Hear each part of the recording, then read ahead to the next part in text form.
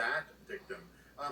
Sometimes we're right now just sort of kowtowing to the lowest common denominator, and we're trying to please everybody, and at the end of the day, we're helping nobody. So I think that any parent who has a young child that has not been vaccinated should absolutely not go into such a large group of people. At this point, should these celebrations be cancelled? In my opinion, yes. I mean, have we not learned a lesson, John, over the last 2 years? Every time we try to make an exception, every time we try to soften up the rules, we get bitten. We did it in July when the CDC prematurely said that it was all right to take your mask off.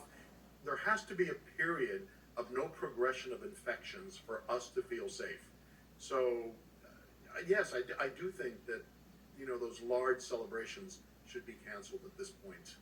We know that now from health officials in South Africa confirming the worst of the Omicron wave is over, also confirming it was less severe than Delta and was over in a shorter period of time. Most people hear that part of the equation and not a lot else, but it's important to listen to what you're about to hear. Listen. We're actually at an all-time peak for COVID hospitalizations, and about half of them are children under 5. I'll be honest with you, it's unlike anything we've ever seen, even at the peak of the prior surges of COVID. What we're experiencing right now is an absolute overwhelming of the emergency departments throughout Washington, D.C. What we're seeing in the hospital today is the same thing we've seen at the beginning of every single surge. So to hear that Omicron is different and is not causing immense illness in people is not what we're seeing on the ground. That's just a small sample of what's happening across this country. And I get it, we're sick and tired of being sick and tired, but we have to confront reality. We can't ignore the virus. What's your advice here? How do you convince people that this is in fact serious? Well, John, I used to have sort of some gallows humor and say that some people aren't going to believe it until they start having to jump over dead bodies, to get to the grocery store. And that's still hyperbole, but we're really not far from that.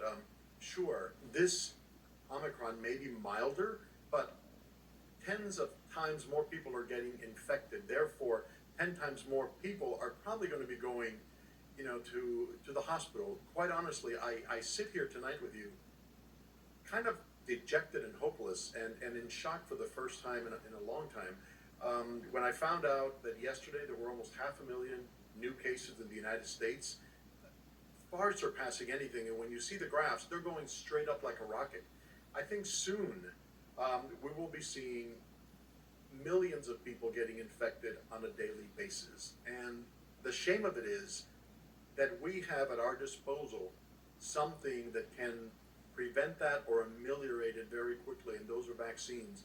And due to politics or due to stubbornness or due to whatever, we're not taking advantage of that. And hopefully it won't happen, but when history is written, they will be laughing and saying, you know what? They had the cure and the treatment at their fingertips and they didn't use it. And that is a deadly shame. Yet, at the very least. Dr. Jorge Rodriguez, as always, thank you so much, and all the best for the new year. Thank you, sir.